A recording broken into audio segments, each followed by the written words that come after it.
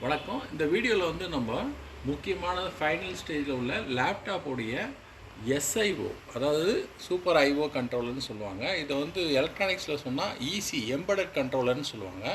இது வந்து SoC chip, அதாவது இந்த சிப்பு வந்து பார்த்திங்கன்னா எஸ்ஓசி சிப்பு. இதில் தான் எல்லாமே, அதாவது வந்து ப்ராசஸர் ஜிஎம்சிஹெச் பிசிஹெச் மூணுமே இன்டகிரேட்டடாக இருக்குது. அதனால் சிஸ்டம் ஆன் சிப்னு சொல்லுவாங்க. லேட்டஸ்ட் ஜென்ரேஷன்லேருந்து இப்படி தான் வரும். ஓகே, நம்ம இப்போ இந்த எஸ்ஐஓக்கும் இந்த பிசிஹெச் பிளாட்ஃபார்ம் கண்ட்ரோலர் ஹப்புக்கும் கம்யூனிகேஷன் கரெக்டாக இருக்கான்னு பார்க்கணும். கம்யூனிகேஷன் கரெக்டாக இருக்குன்றதை நம்ம அந்த ஸ்கிமேட்டிக்கை பார்த்து ஒரு பின்னாக செக் பண்ண போகிறோம். சரியா? ரைட்டு. ஃபஸ்ட்டு வந்து இந்த போர்டு ஆன் ஆகணும்னு சொன்னால் நமக்கு வோல்டேஜ் வந்து ஜென்ரேட் ஆகணும். பேசிக் வோல்டேஜ் வந்து ஜென்ரேட் ஆகணும். அந்த வோல்டேஜ் வந்து பார்த்திங்கன்னா நமக்கு 19.5 வோல்ட் வரணும். 19.5 வோல்ட் வந்து நமக்கு இந்த ரெசிஸ்டர் மூலிமா வரும். இந்த ரெசிஸ்டரில் வரும். இங்கே இருக்குது ரெசிஸ்டரு. இந்த ரெசிஸ்டர் மூலிமா வரும். இது கிடையாது, ஒரு 19.5 வோல்ட் வந்து உள்ளே வந்துடுச்சு. பேசிக்காக நான் வோல்டேஜ் மட்டும் முதல் லெவலில் அதை செக் பண்ணி காமிச்சிட்றேன். அடுத்த லெவலில் வந்து பார்த்தீங்கன்னா இது வந்து PU402. PU நமக்கு PU402 இதில் வந்து எவ்வளோன்னா நமக்கு 5 வோல்ட் வரணும். வருது, 5 வோல்ட் வருது. அதே போல் 3.3 வோல்ட் இந்த காயிலுக்கு வரணும். ஆல்வேஸ் வோல்டேஜ் இது. ஸோ இந்த வோல்டேஜும் நமக்கு வந்துடும். 3.3 வோல்ட் வருது. இதுக்கு பிசிஹெச் டு எஸ்ஐஓக்கு ஒரு கம்யூனிகேஷன் இருக்குது. அதை தான் இந்த இதில் செக் பண்ண போகிறோம். நம்ம வோல்டேஜ் நார்மலாக இதுக்கு முன்னாடி நிறைய வாட்டி பார்த்துருக்கோம். சரிங்களா? ரைட்டுங்க. பாருங்கள், ஃபஸ்ட்டு வந்து கேபிசி ரீசெட்டுன்னு ஒரு பின் வந்து ஒர்க் ஆகணும். கேபிசி ரீசெட் வந்தால் தான் இது ஒர்க் ஆகும். கேபிசி ரீசெட் வந்து 37th பின்னு ஸ்கீமேட்டிக்கில் பார்த்தீங்கன்னா 37th பின்னு.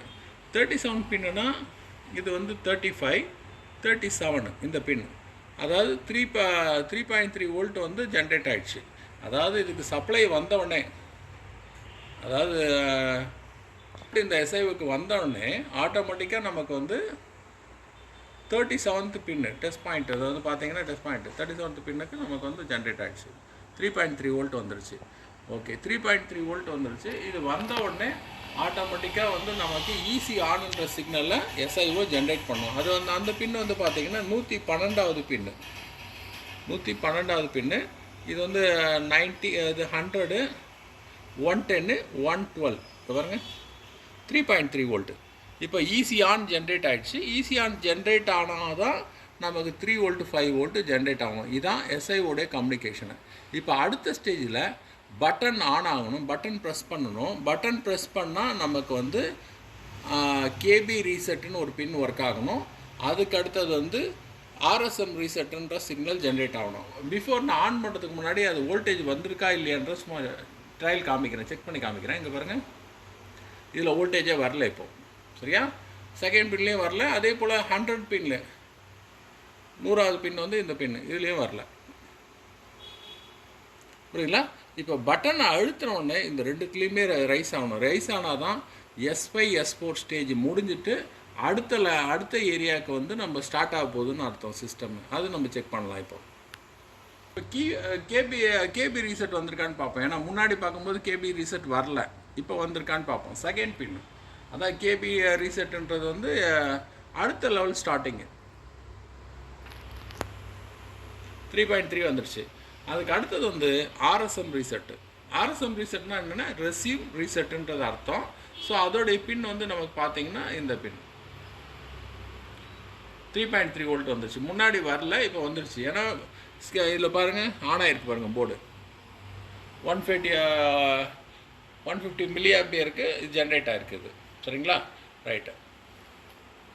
ஸ்லீப் சிக்னல்ஸ்ன்றது வந்து என்னென்னா சஸ்பி 5, சஸ்பி 4, அதாவது ஸ்டேஜ் 4ன்னு எடுத்துக்கலாம். இல்லைன்னா சஸ்பின்னா சஸ்பெண்ட் 5, சஸ்பெண்ட் 4ன்னு எடுத்துக்கலாம். இந்த ரெண்டு சிக்னல் ஜென்ரேட் ஆனால் நம்ம வோல்டேஜில் மெஷர் பண்ணாலே போதும். உங்களுக்கு வந்து வந்துடுச்சுன்னா அடுத்த ஸ்டேஜுக்கு மூவ் ஆகுன்றது அர்த்தம். இது எங்கேருந்து வரணும்னா பிசிஹெச்லேருந்து வரணும். நம்ம வந்து எஸ்ஐஓ பார்த்தோம், பட் எஸ்ஐஓலேருந்து இது பிசிஹெச்லேருந்து எஸ்ஐஓக்கு வரணும். அதுக்கு வந்து 14வது பின்னு. 14வது பின்னுன்றும் பொழுது நமக்கு இந்த பின்னு தான்.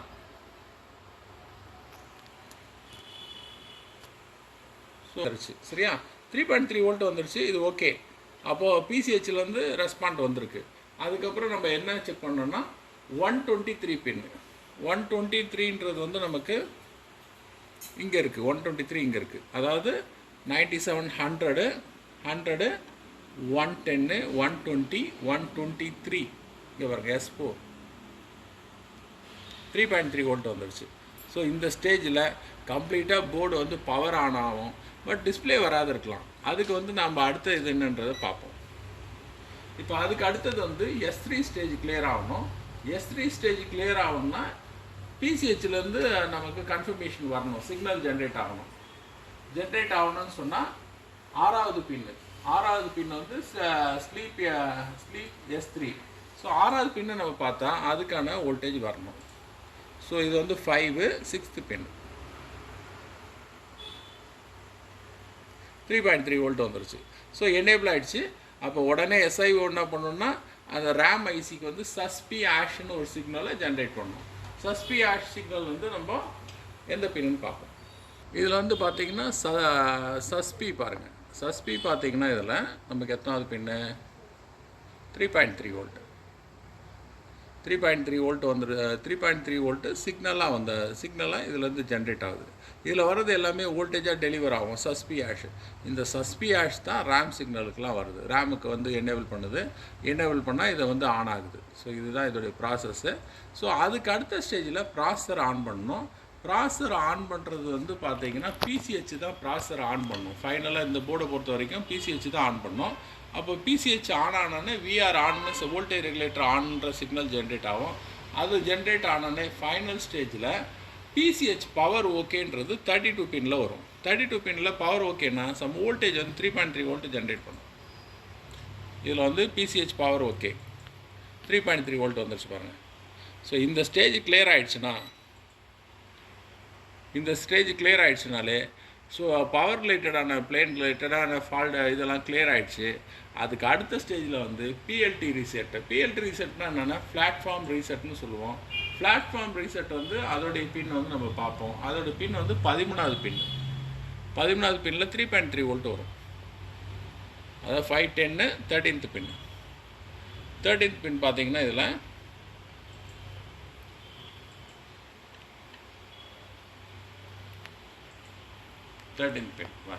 பிஎல்டி ரீசெட் வந்துடுச்சு. அது முன்னாடி வராது வந்தது BLD reset. Platform controller reset முடிஞ்சிச்சு. 12வது பின்னில் கிளாக்கு. இது வந்து ஜஸ்ட்டு இந்த கிளாக் பல்ஸ் வந்து எல்பிசி கிளாக் வந்துருச்சுன்னா ஆட்டோமேட்டிக்காக வந்து சிபிஓ வந்து சிக்னல் கொடுக்குது SIO ஸ்டார்ட் பண்ண சொல்லி.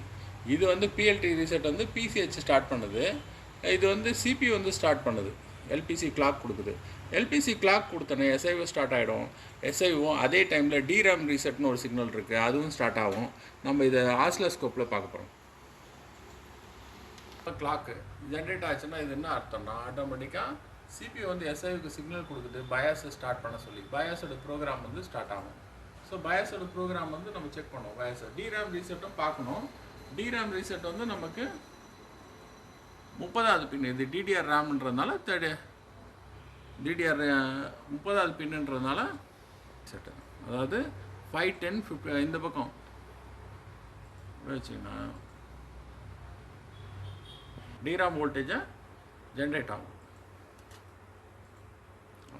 சிபியூ தான் ஜென்ரேட் பண்ணும். சரியா இல்லைன்னா இது வராது, இந்த வோல்டேஜ் வராது. இதோடு முடிஞ்சு போச்சு ஃபைனலாக. இதுதான் அந்த லைனோட இது. ஸோ இது லோ ஆகிடுச்சு வோல்டேஜ். இப்போ ஹை ஆகுது. இப்போ பாருங்கள் வோல்டேஜ் வருது பாருங்கள் 1.39. டிசி சோர்ஸும் பாருங்கள் கரண்ட் இன்க்ரீஸ் ஆகிருக்கு பாருங்கள். அரௌண்ட் 500 mA கரண்ட் வருது. ஸோ இதுதான் ஃபைனல் ஸ்டேஜ். ஸோ இதுதான் எல்பிசி கிளாக் வந்து SIOக்கு வரும். அதே டைமில் சிபியூ வந்து டிராம் ரீசெட் கொடுக்கும். பயாஸ் ஸ்டார்ட் ஆகும். பயாஸோட ப்ரோக்ராம் எப்படி ரன் ஆகுதுன்னு பார்ப்போம். இது பாருங்கள். ஏன்னா பயாஸோடைய செகண்ட் பின். ஃபஸ்ட்டு பின் வந்து கேபிள் செலக்ட் பயாஸோட இது. Second pin data interface. இது பாருங்கள் இங்கே 5 வந்து கிளாக்கு 5 கிளாக் லைனு. ஸோ இது வந்து ஆன் ஆகிடுச்சு, அதனால் ப்ராசஸில் வரல. ஸோ இது நம்ம வோல்டேஜை பார்க்குறோம். இதில் வந்து பார்த்திங்கன்னா நமக்கு டேட்டா இன்புட் இது SIOலேருந்து இதுக்கு இன்புட் வரும். இது வந்து டேட்டா அவுட்புட் வரும். இது வந்து கிளாக் 5th பின் வந்து கிளாக். இது பயாஸோட ஸ்கீமேட்டிக் பார்த்தீங்கன்னா தெரியும். இது வோல்டேஜ் 3.3 வோல்ட்டு. வோல்டேஜ் வந்து 3.3 வோல்ட் வரும், அதாவது 8வது பின்னுக்கு 3.3 வோல்ட். ஸோ இதுதான் பயாஸோட முக்கியமான பின். பார்த்தீங்கன்னா ஃபஸ்ட்டு பின் வந்து சிப் செலக்ட் வந்து எஸ்ஐஓ செலக்ட் பண்ணும்.